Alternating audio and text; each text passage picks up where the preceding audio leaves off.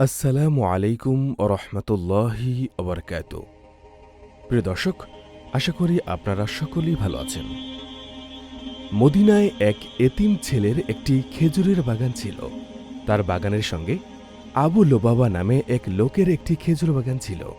এতিম ছেলেটি তার বাগানের সীমানা প্রাচীর নির্মাণের চিন্তা করল, যাতে প্রত্যেকের অংশ পৃথক হয়ে যায়।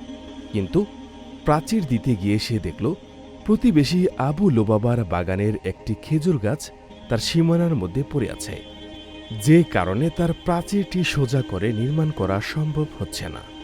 প্রতিবেশী আবু লোবাবার কাছে গিয়ে তার সমস্যার কথা যায় গাছটি দান অথবা বিক্রির প্রস্তাব দিল।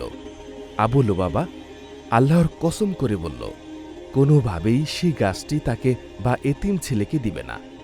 এতিম ছেলে কোনো উপায় না পেয়ে রসুল্লাহ সাল্লাহ আলি সাল্লামের কাছে গিয়ে পুরো ঘটনা জানাল। রসুল্লাহ সাল্লাহ আলি সাল্লাম আবু লোবাবাকে ডাকলেন। আবু লোবাবা মসজিদে নববীতে এলে বিশ্বনবী তাকে সেই খেজুর গাছটি অর্থের বিনিময়ে অথবা এতিম ছেলেকে দান করতে বললেন। সে বলল, আমি কোনোভাবেই খেজুর গাছটি তাকে দিব না। বিশ্বনবী তাকে কয়েকবার বলার পরেও যখন সে রাজি হল না, তখন বিশ্বনবী আবু লোবাবাকে বললেন, তোমার এতিম বাইকে ওই খেজুর গাছটি দিয়ে দাও, আমি তোমার জন্য জান্নাতে একটি খেজুর গাছের জিম্মাদার হব। আবু লোবাবা এ ঘোষণার পরেও খেজুর গাছটি দিতে অস্বীকার করল। তখন বিশ্বনবী চুপ হয়ে গেলেন। সাহাবাগণ সে মজলিসের কথোপকথন নিশ্চুপ শুনছিলেন। সেখানে উপস্থিত ছিল হজরত আবু দাহদা রাদিয়াল্লাহু আনহু। মদিনায় তার ৬০০ সুস্বাদু খেজুর গাছের খুবই প্রসিদ্ধ একটি খুব সুন্দর বাগান ছিল। সেখানে তিনি বসবাস করতেন এবং সে বাগানে একটি কূপও ছিল। হজরত আবু দাহদা বিশ্বনবীর কথা শুনছিলেন। তিনি বললেন, এই ক্ষণস্থায়ী দুনিয়া কি? পরকালের চিরস্থায়ী জীবনের কাছে এই দুনিয়া তুচ্ছ। বরং যদি জান্নাতে একটি খেজুর গাছ পাওয়া যায় তাহলে আর কি চাই? তিনি বিশ্বনবীকে বললেন, হে আল্লাহ রাসূল, আপনি জান্নাতে যে খেজুর গাছের কথা বললেন, এটা কি শুধু তার জন্যই খাস? আমি যদি ওই ব্যক্তির কাছ থেকে সীমানার উপর পড়ে থাকা খেজুর গাছটি ক্রয় করে এ এতিমকে দেওয়ার ব্যবস্থা করি, তাহলে আমিও কি জান্নাতে খেজুর গাছের মালিক হব? রাসূলুল্লাহ সাল্লাল্লাহু আলাইহি সাল্লাম বললেন, হ্যাঁ, তোমার জন্যও জান্নাতে খেজুর গাছ থাকবে।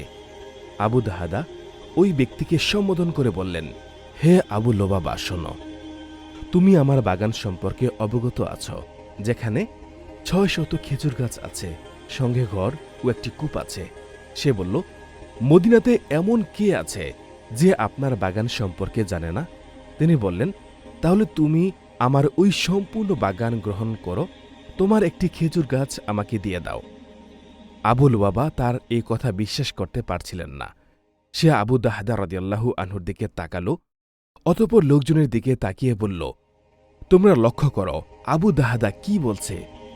লোকজন যখন তার কথার ব্যাপারে সাক্ষী হল, তখন সে বলল, হ্যাঁ, আমি তোমার খেজুর গাছের বাগান গ্রহণ করলাম এবং ওই খেজুর গাছটি তোমাকে দিয়ে দিলাম।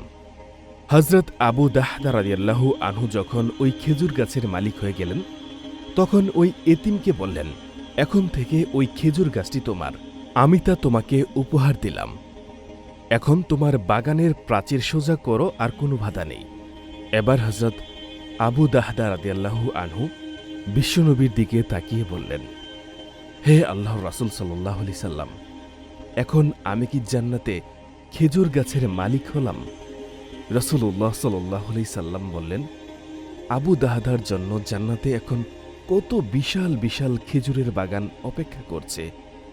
হাদিসটি বর্ণনাকারী হজরত আনাস রাদিয়াল্লাহু আনহু বললেন, এই শব্দটি তিনি ১, ২ বার বা ৩ বার বলেননি, বরং খুশি হয়ে বারংবার বলেছেন।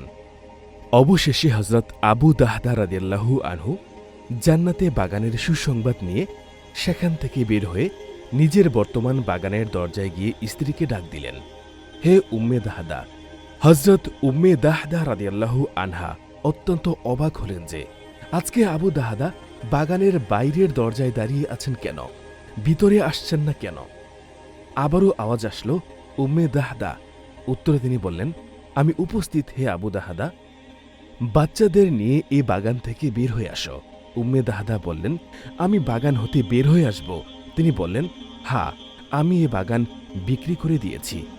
উম্মে দাহদা বললেন, আপনি কার নিকট এটা বিক্রি করেছেন? কে কত টাকা দিয়ে এটা ক্রয় করেছে?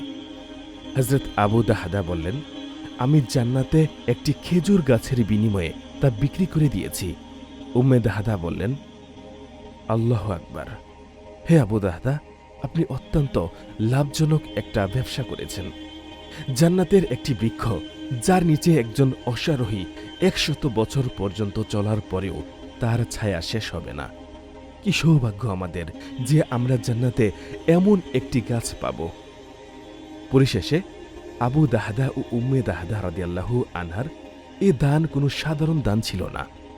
আল্লাহর রাসূল সাল্লাল্লাহু আলাইহি সাল্লামের আশা পূর্ণ এবং একজন এতিমকে সহায়তা করার জন্য দুনিয়ায় নিজের মূল্যবান সম্পদ তারা আল্লাহর রাস্তায় বিলিয়ে দিয়েছেন।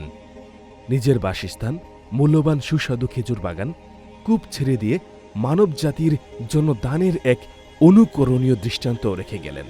এটাই হল সত্যিকারের রাসূল প্রেম।